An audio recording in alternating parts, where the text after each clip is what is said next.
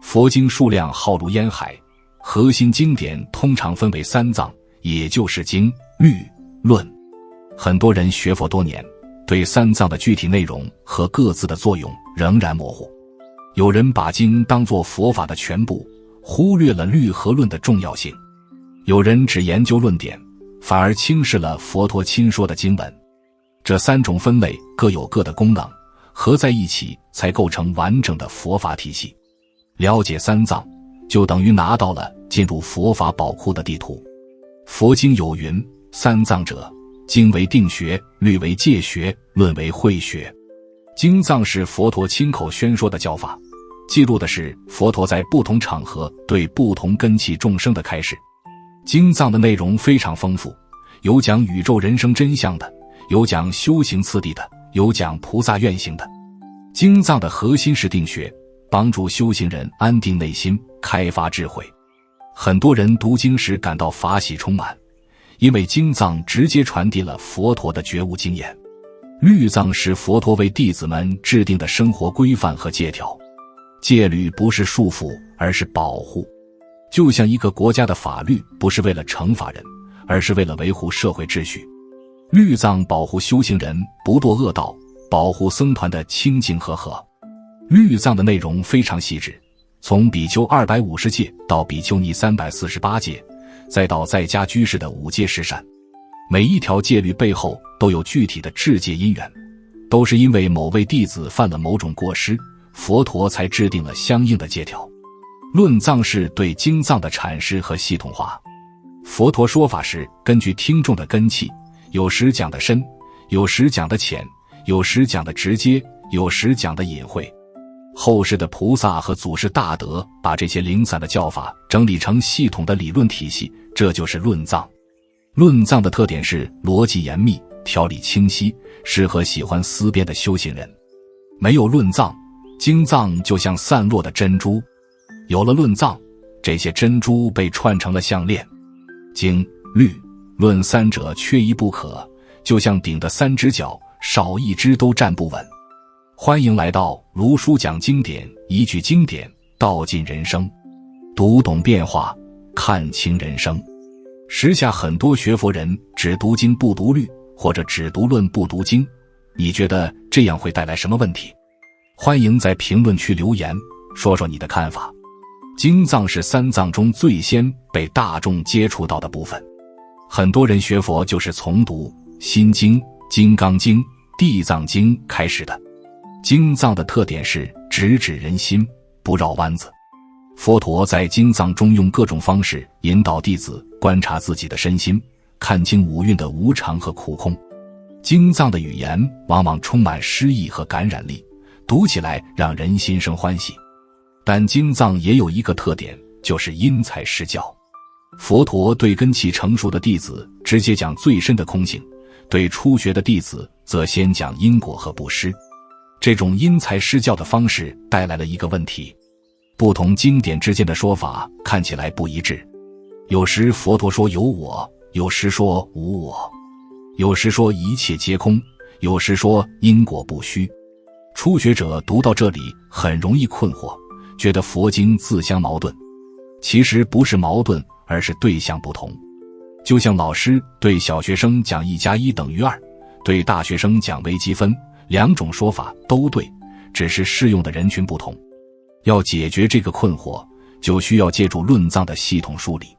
经藏按照内容可以分为阿含经、般若经、华严经、法华经、涅盘经等几大类。阿含经是早期经典，记录佛陀最初说法时的内容，偏重4圣谛和8正道。般若经讲空性，代表作品是大般若经和金刚经。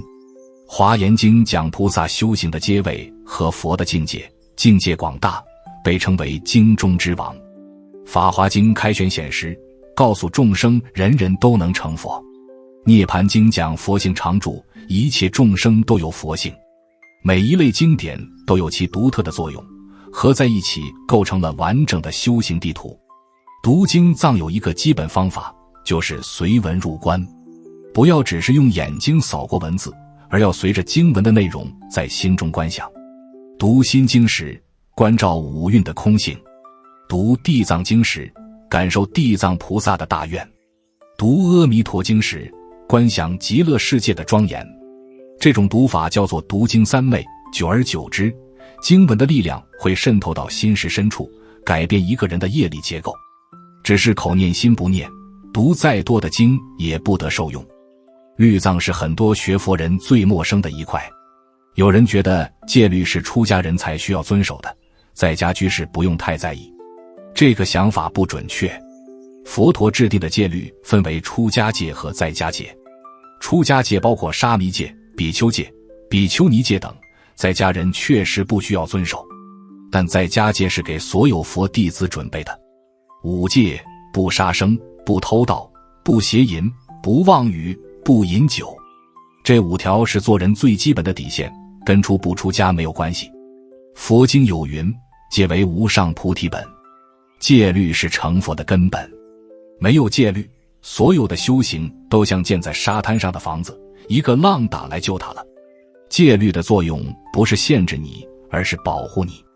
不杀生保护的是众生的生命，也保护你自己的慈悲心；不偷盗保护别人的财产，也保护你自己的清净心；不邪淫保护别人的家庭，也保护你自己的家庭；不妄语保护别人的信任，也保护你自己的信用；不饮酒保护你的理智，也保护你不因醉酒而犯下其他过错。持戒最大的难点不是戒条本身，而是持戒的心态。很多人把戒律当成一种负担，觉得这个不能做，那个不能做，活着没意思。这种心态是因为没有理解戒律的精神。戒律的精神是防护，就像一个花园的篱笆，不是为了把花关在里面，而是为了防止外面的牛羊进来践踏。戒律也是一样，它防止恶业进入你的生命，保护你辛苦修来的功德不被破坏。当你真正理解了戒律的保护作用，持戒就不再是负担，而是自然而然的选择。律藏中还包含了僧团共住的各种规矩，比如布萨、自恣、安居等。这些规矩看起来琐碎，每一件事都有具体的规定。佛陀制定这些规矩不是为了管人，而是为了让僧团和合共住。一个僧团里有很多人，每个人的习气不同，如果没有规矩，很快就会产生矛盾。律藏就像僧团的宪法，保障了佛教2000多年来的传承不断。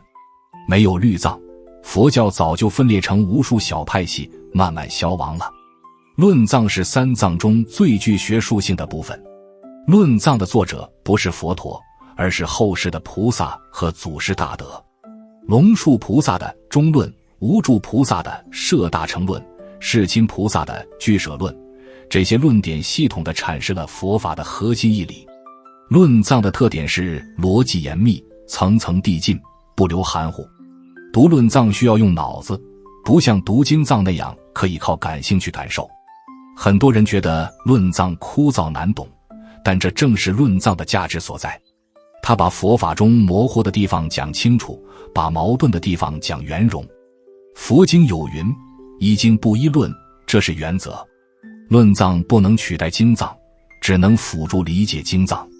论点是祖师大德的个人理解，虽然他们的境界很高，但终究不是佛的亲说。遇到经和论不一致的地方，要以经为准，同时也不能轻视论藏。没有论藏的梳理，很多人读经会读偏，比如读《金刚经》时只看到空，忽略了妙有；读《地藏经》时只看到因果，忽略了空性。论藏帮助修行人建立中道的正见，不走极端。论藏中有一种特殊的类型，叫做释经论，就是逐字逐句解释某部经典。比如《大智度论》，就是龙树菩萨对《大般若经》的解释，整整100卷。这类论点对理解深奥的经典非常有帮助。你读不懂《大般若经》，可以先读《大智度论》。论师把佛陀的话一句一句拆开来讲，讲背后的含义，讲前后的逻辑关系。这就像有一个老师在旁边手把手地教你。学习3藏有一个顺序，先学经藏，建立对佛法的信仰和好感，再学律藏，规范自己的行为，打好修行的基础。最后学论藏，建立系统的正见，破除各种疑惑。这个顺序不是死的，可以灵活调整，但大的方向不能乱。一个连因果都不信的人直接去读中论，只会越读越糊涂。一个行为放逸的人去研究唯识，也只是知识层面的游戏，不得真实受用。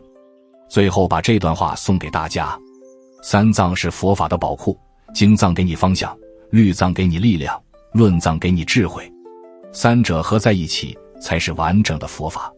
不要偏废任何一藏，也不要执着任何一藏。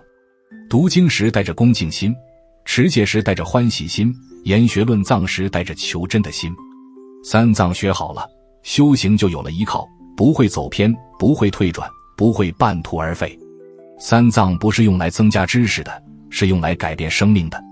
每一部经，每一条戒，每一篇论，都是为了让你离苦得乐，觉悟成佛。时下很多人学佛多年，却说不出三藏的基本内容。你觉得普及三藏知识有必要吗？欢迎在评论区留言分享你的想法。如果这一集对你有所提醒，欢迎订阅卢叔讲经典，并开启小铃铛，让经典的话在你需要的时候再次出现。用经典照见人心，用时间验证智慧。我们下节课再见。